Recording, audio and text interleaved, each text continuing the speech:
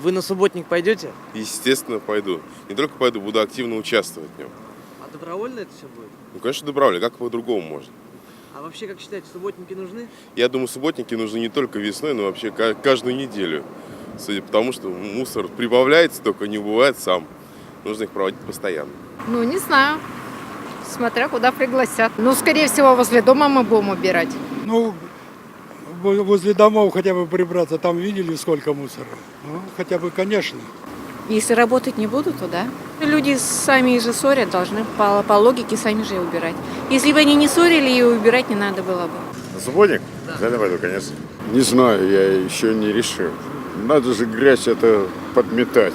Я считаю, что надо. Конечно, конечно. Потому что все город был чистый, красивый. Не знаю даже. Конечно, потому чтобы грязно не было вокруг. Надоела грязь. Каждый раз, как только заканчивается зима, нужно убирать. Вы же дома убираете все к праздникам. Ну и город, тот же самый дом, который должен быть чистым. Обязательно. А почему?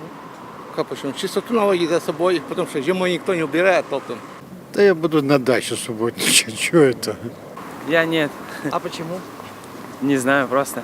Обязательно. Наверное. Ну надо же привлекать как-то молодежь к труду хоть какому-то. Нет, наверное, уже. А как вы Раньше считаете? ходили. А- Ну, надо бы, конечно, помогать.